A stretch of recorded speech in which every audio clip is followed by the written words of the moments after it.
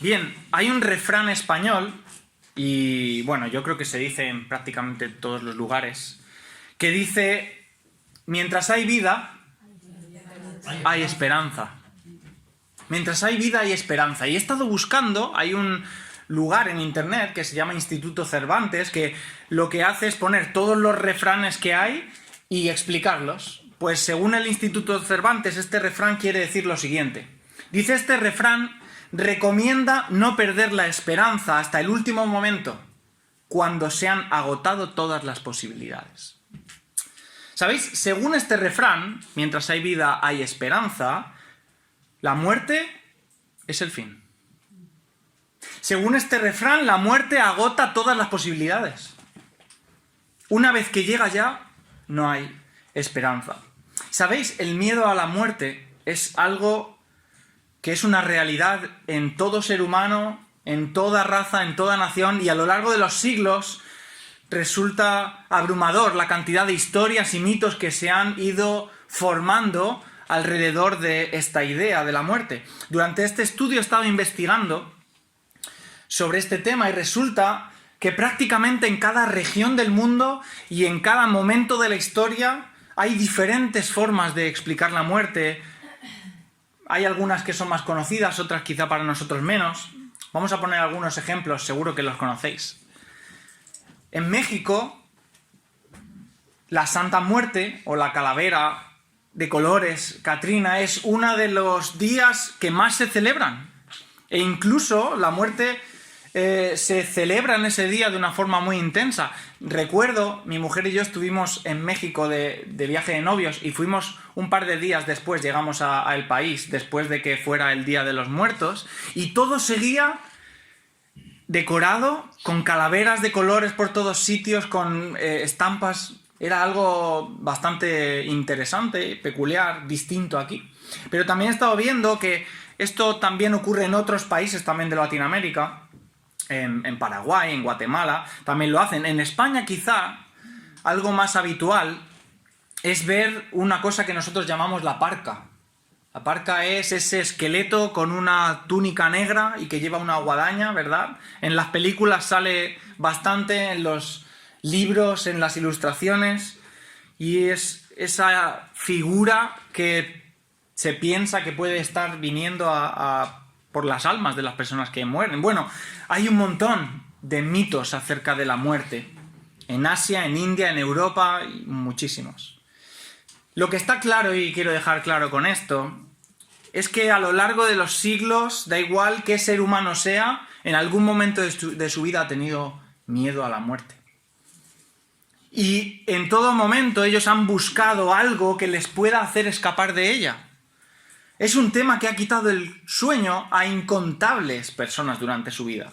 Incluso gente famosa. También hay muchísimos escritos y citas de personas famosas. Uno de ellos, Pascal, un matemático muy famoso, decía: es más fácil soportar la muerte sin pensar en ella que soportar el pensamiento de la muerte. Así que este hombre decía, bueno, pues mira, lo mejor es no pensar, porque si piensas que algún día vas a morir, no puedes vivir con eso. Y esto no ha cambiado con el transcurso de los años, ¿verdad? ¿Cómo podemos vivir más años? Esa es la pregunta que todos los científicos a día de hoy están persiguiendo. ¿Cómo puedo hacer yo para vivir más años? Se está buscando vivir más, vivir mejor, y detrás de todo eso está la clara búsqueda de evitar en algún momento la muerte. Así que, si hay algo seguro es que todos en algún momento vamos a morir. Y la humanidad se pregunta, ¿ha vencido a alguien a la muerte? Y si es así, ¿es posible que también nosotros podamos triunfar como aquel que haya triunfado? Y la Biblia contesta claramente que sí. Contesta que sí. De hecho, el domingo pasado, ¿qué día fue? Según la tradición cristiana, fue domingo de resurrección. Qué triste, tantas personas recordándolo el domingo pasado, no sé dónde estarán hoy, muchos de ellos. Pero domingo de resurrección fue la semana pasada. Recordamos el triunfo de Jesús, resucitando de la muerte al tercer día. Y no solo eso, sino que Jesús aquel que resucitó, dijo palabras como, por ejemplo, yo soy la resurrección y la vida. El que cree en mí, aunque esté muerto, vivirá, y todo aquel que vive y cree en mí no morirá eternamente. Eso lo dice en Juan 11, 25, 26. Pero también en Juan 14, 19 dice, porque yo vivo, vosotros también viviréis. El Evangelio nos enseña que Jesús no solo venció a la muerte para sí mismo, sino que también para todos los que creen en él. Ahora, en esta mañana no voy a hablar acerca de la resurrección de Jesús. ¿Sabéis? Lo que sí voy a hablar es de un anticipo que Jesús hizo durante su vida. Y fue un milagro que ya demostró, antes de que Él resucitara, que Él tenía poder para librarnos de aquello que tanto tememos, la muerte. En los evangelios encontramos varias ocasiones donde Jesús demostró que era Dios resucitando a personas. 3 en concreto. El hijo de la viuda de Naín, Lázaro, su amigo, y el texto que vamos a ver hoy en esta mañana, una niña, la hija de Jairo. Y eso se encuentra en Marcos capítulo 5, y es donde vamos a meditar en esta mañana. Marcos capítulo 5 desde el versículo 21. Y sabéis, antes de ponernos a leer, tenemos que entender una cosa. El Evangelio de Marcos se le llama el Evangelio de la acción. Es el Evangelio que va al grano. A Marcos no le importan los detalles, a Marcos no le importa el desarrollo de la historia, a Marcos le importa demostrar una cosa. Jesús es Dios. De hecho, Marcos 1:1 dice principio del Evangelio de Jesucristo, Hijo de Dios. Eso es lo que va a querer demostrar el evangelista en todo su libro. Marcos quiere darnos pruebas, detalles de que Jesús es Dios, demostraciones de ello. Y lo que estamos viendo ahora en el capítulo 5 que vamos a ver es una demostración más de eso, de que Jesús es Dios. ¿Sabéis? Marcos ha empezado a demostrar que Jesús es Dios en el capítulo 4. Durante el capítulo 4 de Marcos, Jesús demuestra que es Dios porque tiene poder sobre la naturaleza. ¿Y qué hace? Calmar una tempestad.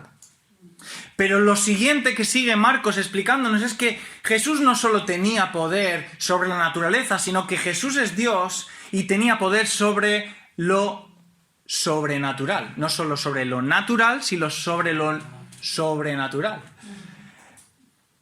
¿Cómo lo dice Marcos? Dice que había un hombre, un endemoniado, y Jesús expulsa una legión de demonios de él. Por lo cual Jesús es Dios y tiene poder sobre lo natural y lo sobrenatural. Y ahora Marcos va a seguir dando esa explicación o esa prueba más. Una prueba más. Jesús es Dios porque tiene poder sobre la enfermedad y la muerte. Porque durante este texto vamos a ver 2 milagros. Nos vamos a centrar en uno de ellos, la resurrección de la hija de Lázaro. Pero ya veréis, de Jairo. Pero ya veréis como cuando estemos leyendo va a aparecer en escena una mujer a la que Jesús también sana. Así que acompañadme, ¿vale? Vamos a ver esta historia, Marcos capítulo 5, y vamos a leer la primera parte del 21 al 24.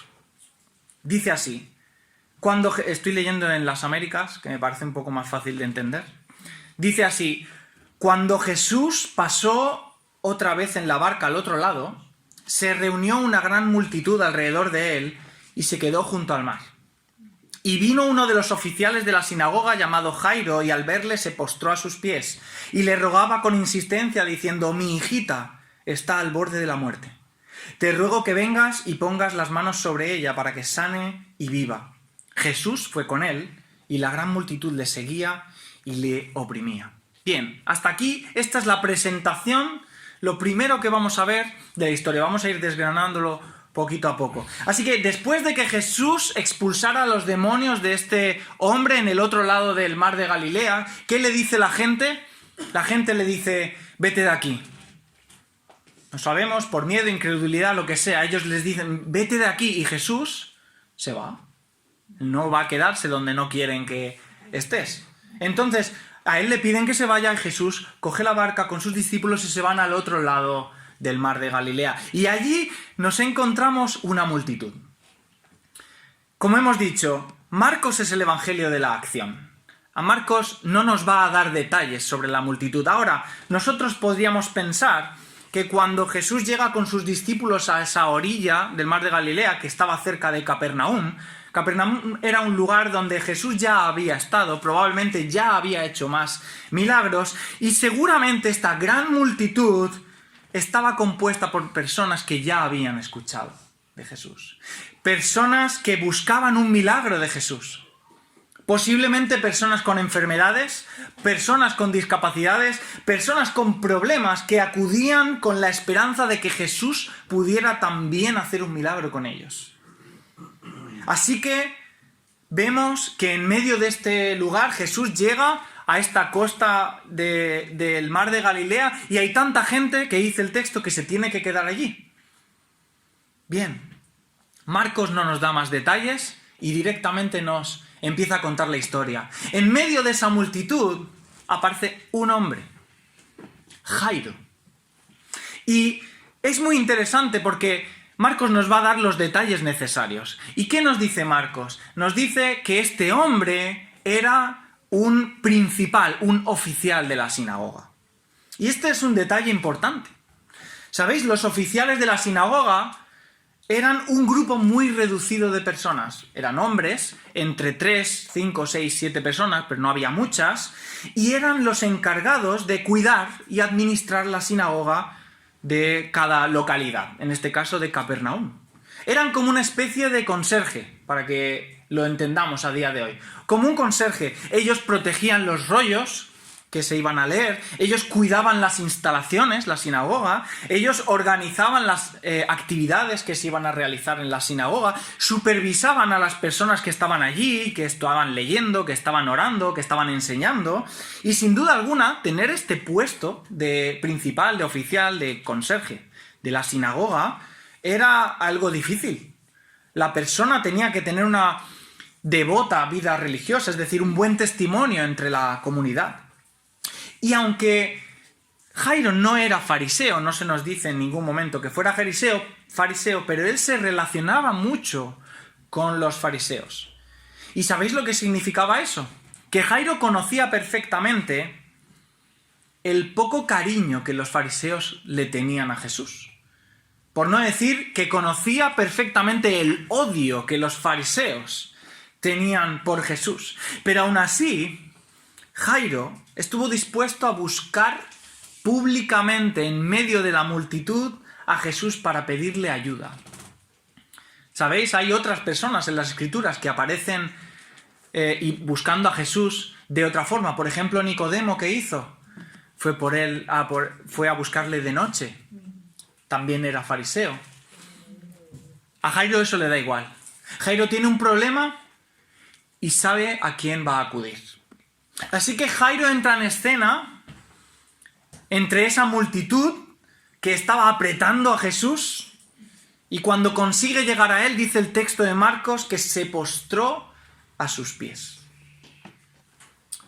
Y eso ya nos deja claro qué es lo que pensaba Jairo acerca de Jesús. Él se postró a sus pies. Lo que quiere decir aquí es que hizo un signo de adoración hacia Jesús. Este hombre, Jairo, probablemente no solo había escuchado de los milagros de Jesús, sino que muy posiblemente había visto con sus propios ojos alguno de sus milagros de Jesús, ya que estaba en Capernaum. Allí Jesús había hecho varios milagros y Jairo creía de corazón y de verdad que si alguien podía ayudar a su hijita, ese era Jesús. Así que nos dice el texto: vino uno de los oficiales de la sinagoga llamado Jairo y al verle se postró a sus pies. Y dice el texto, y le rogaba con insistencia, diciendo: mi hijita está al borde de la muerte, te ruego que vengas y pongas tus manos sobre ella para que sane y viva. Jairo acudió a Jesús en su momento de más sufrimiento y desesperación. Y aún en medio de la multitud, aún en esa situación, él le hizo esa petición. Le dijo: Jesús, te pido que dejes aquí a todo el mundo, que se vayan a cualquier sitio y tú vengas conmigo a mi casa. Necesito que vengas a sanar a mi hija. Ahora imaginaos por un momento esa escena, ¿vale? Quiero que intentéis poneros en situación. Puede que muchos de los que estaban allí, de la multitud, que estuvieran viendo esto, pensaran, oye, espera tu turno. Oye, que yo llevo aquí 3 horas. Que yo también tengo un problema. Oye, mira, que yo entiendo que lo tuyo es grave, pero lo mío también. Oye, mira, que estamos aquí todos esperando a que Jesús nos haga caso.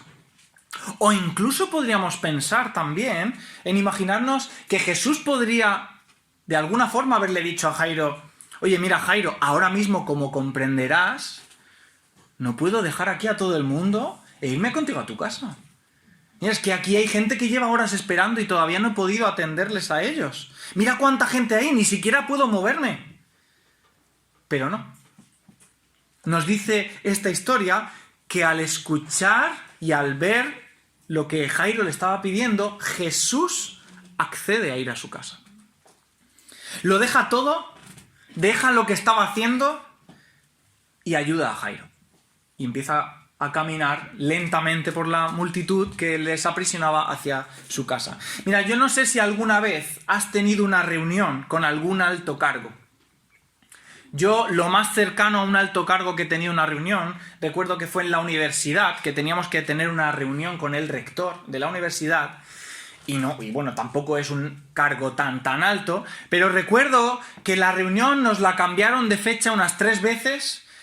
Una de ellas, casi 15 minutos antes de que fuera la reunión, cogieron y nos avisaron de que no podía ser, y al final tuvimos que tener la reunión con uno de los secretarios de la facultad, porque no pudimos hablar con el rector.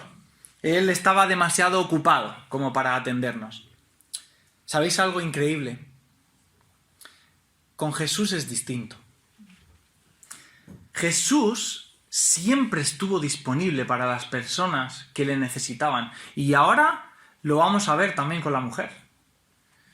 El Rey de la creación, el Señor de los ejércitos, el soberano de todas las cosas, nunca estaba demasiado ocupado para no atender las personas que le buscaban y le necesitaban de verdad, fuera cual fuera el momento. Él siempre estuvo accesible. Y el Evangelio está lleno de relatos donde Jesús está haciendo una cosa, alguien aparece, alguien con fe aparece y Jesús le atiende siempre. Él está disponible para todos los que acuden a Él. Y eso, hermanos, es una realidad y una verdad para nosotros hoy en día también.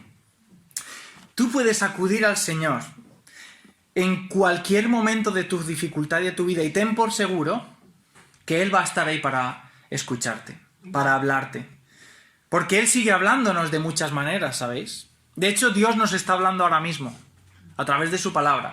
Yo no conozco tu situación, pero el Señor te está diciendo, sea cual sea tu problema, acude a mí y yo voy a escucharte. Sea cual sea tu situación, confía en mí, porque yo estoy aquí para atenderte. Da igual el ruido que haya alrededor nuestro, da igual lo ocupado que parezca que estamos, el Señor va a sacar un hueco en su agenda para ti. Así que acude al Señor en cada situación porque Él te va a responder. Así que vemos que Jesús accede a esta petición de Jairo y va hacia su casa. Y me puedo imaginar esa sensación de alegría de golpe en el corazón de Jairo. Jairo había acudido a Jesús desesperado, pensando que no sabía si iba a ser posible que Jesús fuera a su casa. Y ahí lo tenemos, lo ha conseguido. Jesús está yendo a su casa, Jesús estaba yendo a sanar a su hija y Jairo tenía fe en que eso iba a suceder 100%. Y seguro que Jairo estaría intentando apartar a la gente de cualquier forma posible, diciéndole a la gente de la multitud, por favor, dejarnos ir, es una urgencia, necesitamos llegar pronto a mi casa, mi niña está muy enferma. Había tanta gente que, por el relato, que parece ser que no podían avanzar bien. Caminaban lentamente hacia su casa y de repente en la escena entra una segunda persona. Hay una interrupción, una nueva protagonista.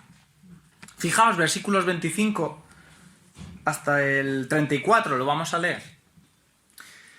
En esa situación dice, y una mujer que había tenido flujo de sangre por 12 años y había sufrido mucho a manos de muchos médicos y había gastado todo lo que tenía sin provecho alguno, sino que al contrario había empeorado, cuando oyó hablar de Jesús, se acercó a él por detrás de entre la multitud y tocó su manto, porque ella decía, si tan solo toco su ropa, sanaré. Al instante el flujo de su sangre se secó y sintió que su cuerpo estaba curado de su aflicción. Y enseguida Jesús, dándose cuenta de que había salido poder de él, volviéndose entre la gente, dijo, ¿quién me ha tocado? Y sus discípulos dijeron, Señor, ¿pero no ves que la multitud te oprime y dices, ¿quién me ha tocado? Pero él miraba a su alrededor para ver a la mujer que le había tocado. Entonces la mujer, temerosa y temblando, dándose cuenta de lo que había sucedido, vino y se postró, nuevamente vemos, se postró, igual que Jairo, delante de él y le dijo toda la verdad. Y Jesús le dijo, hija, tu fe te ha sanado, vete en paz y queda sana de tu aflicción. Mientras Jairo estaba intentando llegar lo más rápido posible a su casa para poder sanar a su hija, esta mujer les interrumpe. Y este milagro es muy interesante y podríamos hacer también un estudio solo de este milagro, pero lo que vamos a hacer va a ser ver este milagro en relación a Jairo. Quiero que lo estudiemos en relación a Jairo, porque podemos aprender cosas de ello. Es interesante ver que estos dos personajes que nos explica Marcos son completamente opuestos, pero les une una misma cosa. Los dos tienen fe en Jesús, los dos tienen un problema y los dos acuden a él, los dos le adoran. Vemos a un hombre y a una mujer. Vemos a un rico y a un pobre, a una pobre. Vemos a un hombre respetado y a una mujer marginada. Vemos a un hombre honrado y una mujer avergonzada. Vemos a un hombre que dirige la sinagoga y a otra mujer que habría sido expulsada de la sinagoga. Vemos a uno que tenía una hija de 12 años de edad y otra que llevaba 12 años enferma. Pero en este momento algo en común les une, y es su fe en que Jesús podía ayudarles. Los dos tenían una necesidad y los dos acudieron a Jesús. ¿Y sabes qué es nuevamente lo que nos llama la atención cuando vemos así este pasaje? Jesús se vuelve a parar. En medio de la multitud y en medio de la prisa que tiene para ir a casa de Jairo, Jesús se para. Pero vamos a ver. ¿No creéis que lo de Jairo era más importante, humanamente hablando, más urgente? Que la niña se podía morir en cualquier momento. Esta mujer llevaba 12 años enferma. Por un día más no pasaba nada. ¿No podría haber aguantado un poquito? ¿No podría haber Jesús atendido primero a la niña y en otro momento a la mujer? ¿Sabéis? No sabemos cuánto tiempo se tomó Jesús para atender a esa mujer. Pero sí sabemos que Jesús se mostró disponible para alguien que le buscó con fe en el momento en que lo necesitaba. Jesús paró porque era necesario que esa mujer no solamente se sanara físicamente, sino también espiritualmente. Y además, quizá también, sabiendo esta historia, era necesario que pasara ese tiempo para que el milagro que Jesús iba a hacer con la hija de Jairo fuera incluso más increíble. Y estoy seguro de que todos los que estáis aquí ya conocéis el final de la historia. Así que vamos a ver lo que queda de la historia, pero quiero que destaquemos 4 cosas del desenlace de esta historia, de la sanación de la hija, de la resurrección de la hija de Jairo. Y es que lo que quiero que veamos son las 4 intervenciones que Jesús tiene en medio de esta situación de sufrimiento, de dolor y de muerte. ¿Cuáles fueron las palabras que Jesús pronunció en medio de este dolor tan grande que tendría Jairo? Fijaos, lo primero que vemos, las primeras palabras que Jesús va a decir, desde que estamos leyendo todavía Jesús no ha hablado. Según Marcos, no ha dicho nada. Lo primero que Jesús hace y dice en este texto son palabras de aliento y esperanza para Jairo. Porque mientras que Jesús había parado a sanar a esta mujer la noticia que Jairo no quería recibir, la recibe. Fijaos, versículo 35. Mientras estaban todavía hablando, vinieron de casa del oficial de la sinagoga diciendo: tu hija ha muerto. ¿Para qué molestas aún al maestro? Pero Jesús, fijaos aquí las palabras de Jesús, oyendo lo que habían hablado, dijo al oficial de la sinagoga: no temas, cree solamente. Aquello que más temía Jairo que pudiera suceder, había sucedido. La noticia de que su hija había muerto, a vista de todos, era el fin de todas las posibilidades. ¿Qué hemos dicho al principio? Mientras hay vida, hay esperanza. Su hija había muerto. Ya está. Se acabó. De hecho, la gente le dice: oye, que tu hija está muerta. ¿Para qué molestas al maestro si ya no puede hacer nada? Es imposible. Las personas habían visto a Jesús sanando enfermos. De hecho, en ese mismo momento estaba haciéndolo. Estaba sanando a una mujer que llevaba 12 años enferma. Pero la resurrección era otra cosa, ¿verdad? Una vez que la niña había muerto, ya no había nada que hacer, pensaban ellos. La muerte era demasiado. Ni siquiera Jesús podría solucionar eso. Sin embargo, Jesús se dirige a Jairo cuando le dan la peor de las noticias que una persona puede recibir y le dice: no temas, sigue creyendo. Esa es la traducción que podríamos decir más literal. Sigue creyendo. Hasta ahora su fe en Jesús había sido real. Manténla. Mantén tu fe en mí. Jairo había acudido a Jesús con una fe real. Con una fe en que él tenía poder para sanar a su hija. Y a pesar de esta noticia, el Señor le da palabras de aliento y de esperanza, diciéndole que continúe teniendo esa misma fe que le había llevado a arrodillarse ante él frente a toda la multitud. Confía en mí, Jairo, no temas, no dudes de mi poder, continúa teniendo fe en mí.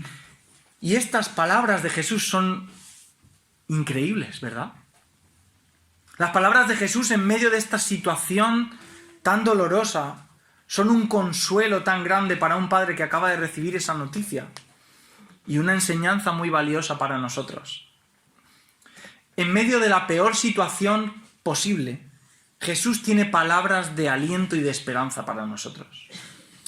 Y nuevamente yo te hablo sin saber tu situación. Yo no te conozco, de hecho a algunos literalmente no los conozco, pero el Señor sí. El Señor sí sabe cuál es tu situación, el Señor sabe cuál es esa prueba que puedas estar atravesando ahora, y Él tiene palabras de consuelo para ti. Él te está diciendo: no temas, sigue creyendo. Yo estoy al control, yo conozco tu situación y todo saldrá según mi voluntad, todo saldrá bien. No creo que en ese momento Jairo estuviera entendiendo nada de lo que estaba pasando. Imagino que incluso podría estar molesto. Jesús, es que te has parado. Es que hemos perdido el tiempo, no sabemos cuánto tiempo estuvo ahí, pero quizá estuvo un rato. Jesús había perdido el valioso tiempo que tenía para poder salvar a su hija. Pero qué consuelo las palabras de Jesús cuando Jesús le dice eso y demuestra que Él sigue al control, que no se ha despistado. Salmo 121, no se dormirá el que te guarda, hemos estado leyendo. Que no se ha dormido, que no se le ha ido la hora, que no se ha despistado. No, Él sigue al control. Él siempre estuvo al tanto de lo que iba a suceder y todo tenía un propósito, y eso es lo que aprendemos con sus siguientes palabras. Hemos visto que tenían las primeras palabras de aliento, de esperanza, y lo siguiente que vemos, la siguiente intervención de Jesús, vemos que tenía palabras de revelación, de poder, demostrando que Él era Dios y sabía lo que iba a pasar. Versículo 37 al 40, después de que le dan la noticia a Jairo, le dice: no temas, cree. Y dice: y no permitió que nadie fuera con él, sino solo Pedro, Jacobo, Juan y el hermano de Jacobo. Fueron a la casa del oficial de la sinagoga, y Jesús vio el alboroto y los que lloraban y se lamentaban mucho. Y entrando les dijo: ¿por qué hacéis alboroto y lloráis? La niña no ha muerto, sino que está dormida. Y se burlaban de él. Hasta aquí voy a leer. Ahora sí que Jesús despide a la multitud de alguna forma, no sabemos cómo, a Marcos no le interesa, no nos da detalles, a Marcos le interesa que Jesús con otros 3 discípulos y Jairo dejan a todo el mundo y se van directos a la casa de Jairo. Y cuando llegan allí, nos dice el texto que ya había empezado el funeral. El funeral ya había comenzado. Y los funerales de aquel entonces eran muy diferentes a lo que nosotros conocemos aquí por nuestra cultura. Aquí son momentos de sosegados, calmados, de silencio, por lo general, mucho respeto. Allí era todo lo contrario. Había 3 cosas que caracterizaban un funeral judío de esa época. La primera, la gente expresaba su dolor rasgando sus vestiduras. Incluso, sabéis que los fariseos habían sumado a la ley de Moisés normas. Pues habían puesto hasta 39 leyes acerca de cómo tenían las personas que rasgar sus vestidos en función a la persona, lo cercano que fuera, y de cómo esas personas que habían perdido un ser querido tenían que seguir llevando esas ropas rasgadas a la altura del corazón durante al menos unos 30 días, como señal de duelo. Así que era un lugar donde la gente pues rasgaba sus vestiduras. Luego además contrataban a una cosa que se llama plañideras. Yo tampoco sabía lo que era, ¿vale? Plañideras, lo he tenido que buscar. Las plañideras eran mujeres profesionales que se dedicaban a llorar, gritar, gemir, sollozar en los funerales. Profesionales. Tú las contratabas y ellas iban allí a llorar, gritar, se tapaban así. Hay imágenes, hay fotos que he visto, se ponían de negro completamente, se tapaban enteros y lloraban. Estaban allí llorando. Y eran profesionales de esto y generaban bastante alboroto, ¿vale? Y luego lo tercero que lo caracterizaba este funeral, no solo que se rasgaban las vestiduras y había personas allí gritando y llorando, sino que se contrataban músicos, normalmente flautistas, y tocaban no música, sino sonidos fuertes para simbolizar el dolor que las personas podían estar experimentando en medio de ese dolor. Eran pitidos, ruido, ¿vale? Así que cuando Jesús llegó allí y vio que esa escena era tan caótica, era tan deprimente, él llegó y dijo sus siguientes palabras. Dijo: ¿por qué hacéis alboroto y lloráis? La niña no ha muerto, sino que está dormida.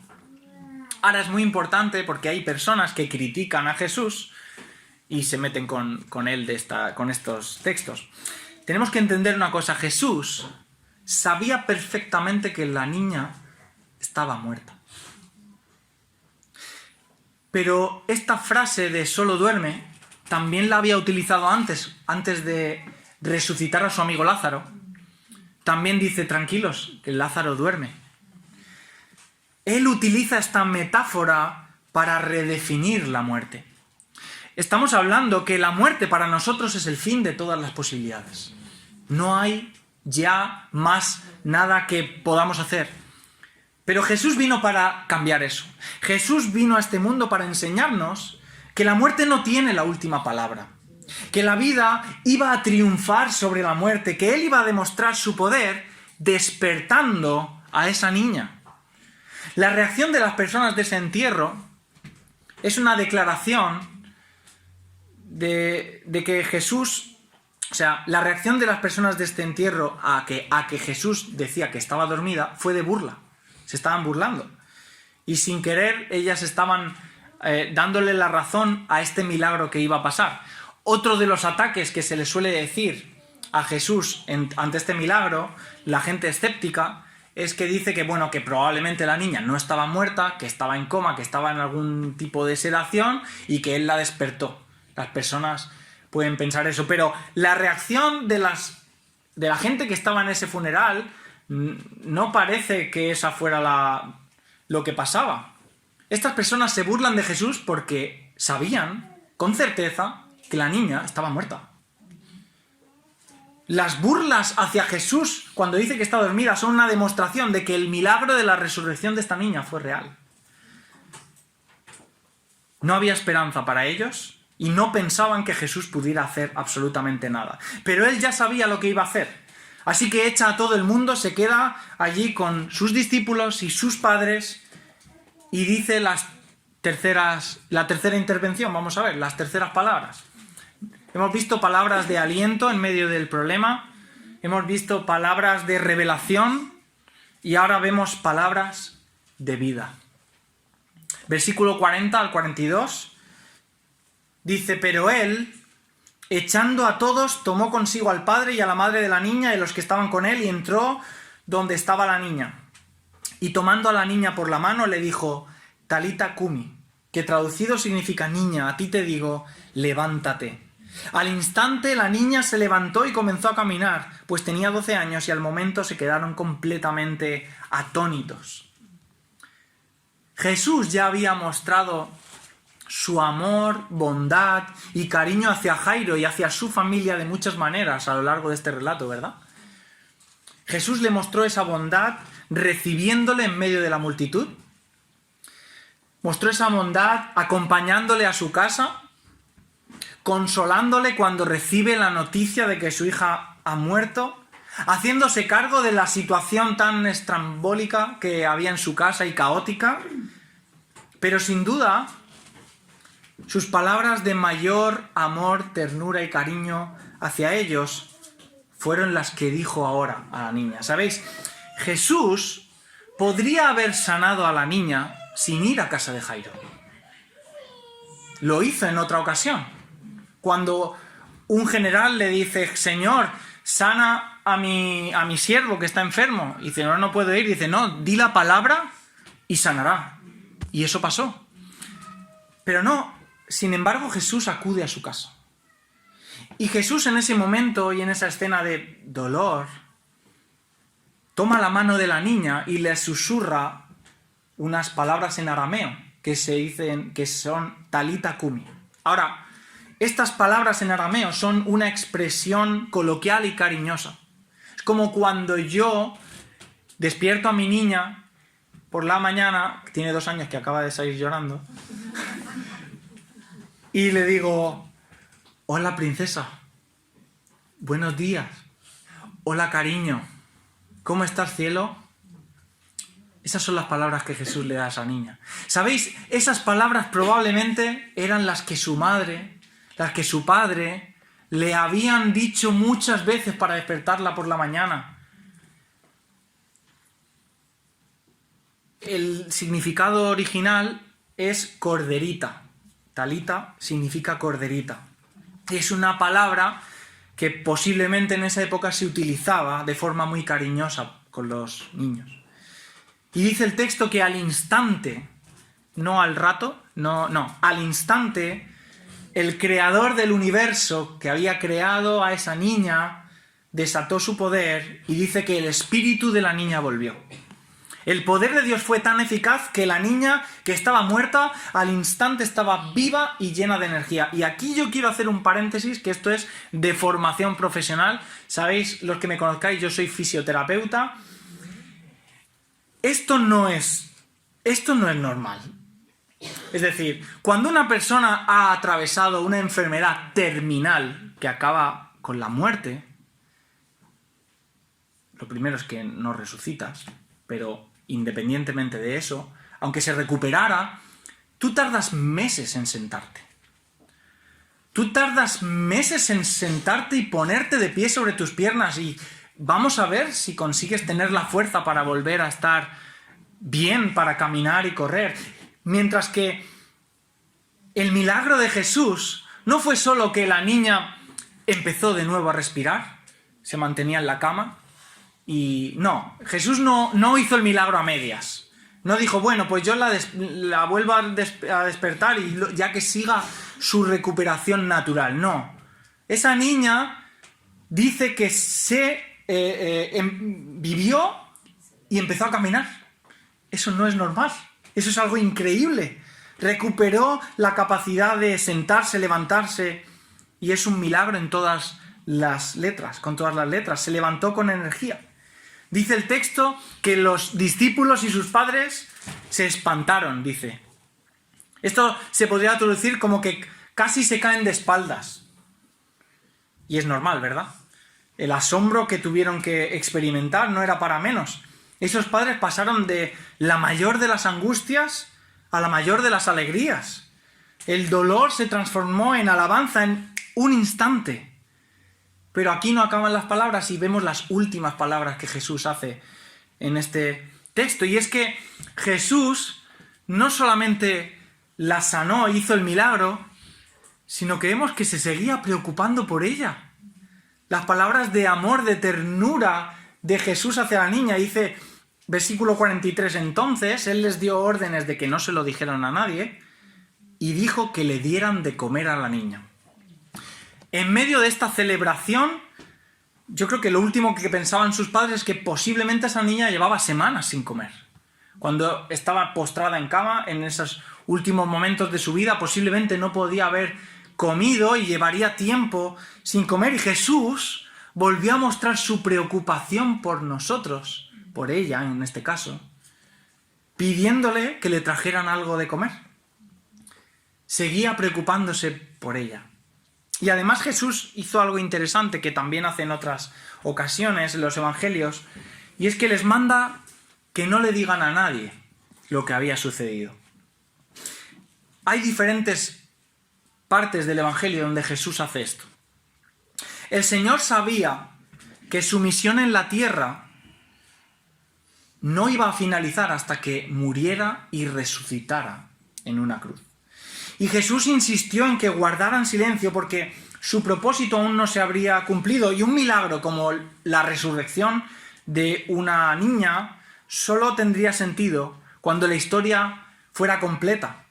Solamente cuando nosotros tenemos toda la historia completa y entendemos a la luz de la cruz y de la tumba vacía, es que podemos entender que Jesús venció la muerte y el pecado, y por eso tuvo poder para a esa niña librarla y resucitarla, primero momentáneamente y luego eternalmente, o de forma eterna. Porque para todos aquellos que creemos en Jesús como nuestro Señor y Salvador, Él promete que la muerte no tiene la última palabra sobre nosotros.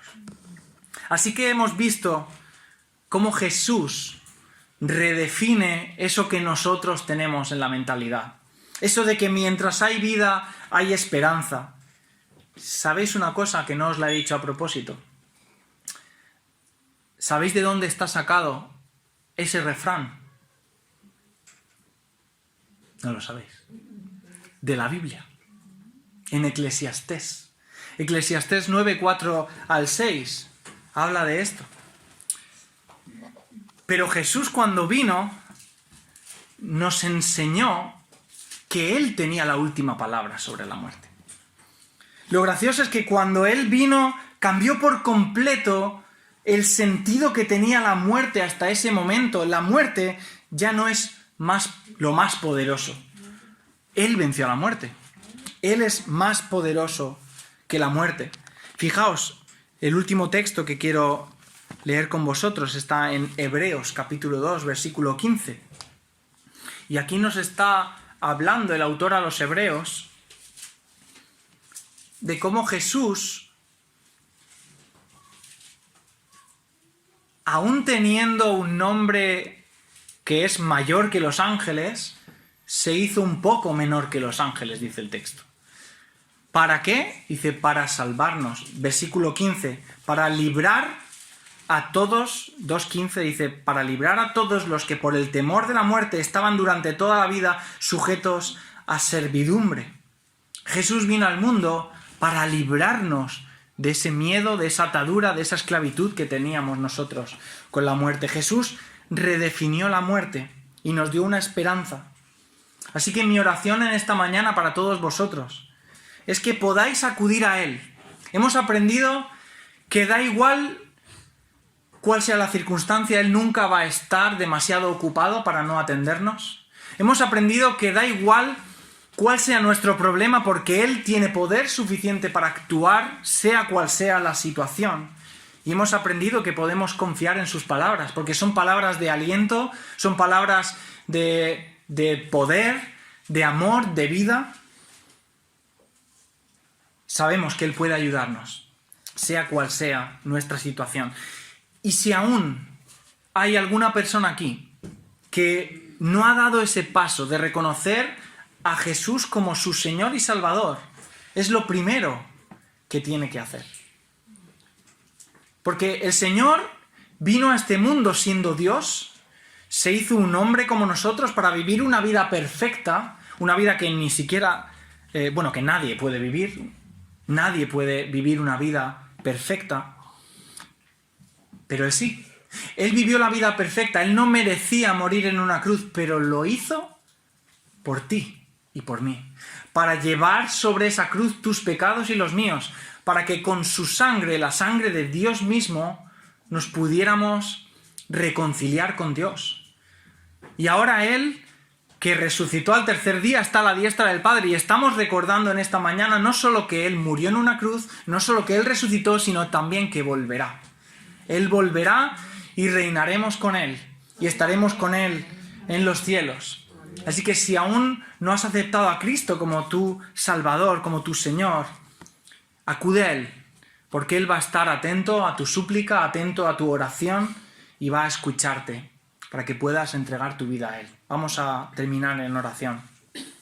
Te doy gracias, Señor, por este tiempo, este privilegio de poder abrir tu palabra y que tú puedas enseñarnos tantas cosas acerca de ti a través de tu Hijo Jesucristo. Señor, vemos cómo Él siempre tuvo tiempo para las personas que le necesitaban y le buscaban con una fe real, Señor. Te pedimos que tú aumentes nuestra fe, Señor, que puedas ayudarnos a acudir a ti en cada situación de nuestra vida con una fe real, sabiendo que tú tienes poder para actuar. Y a veces no vamos a entender qué es lo que está pasando. No creo que Jairo entendiera durante muchos momentos qué era lo que estaba sucediendo, pero ayúdanos a seguir confiando en ti, Señor. Ayúdanos a saber que la última palabra la tienes tú. Ayúdanos a saber que tú eres un Dios bueno, que tú nos amas y que tú vas a hacer tu voluntad, y esa voluntad es buena para nosotros y para nuestras vidas, Señor. Gracias por salvarnos. Te pedimos que puedas bendecir a cada una de las personas que están en este lugar, Señor. En nombre de Cristo Jesús. Amén.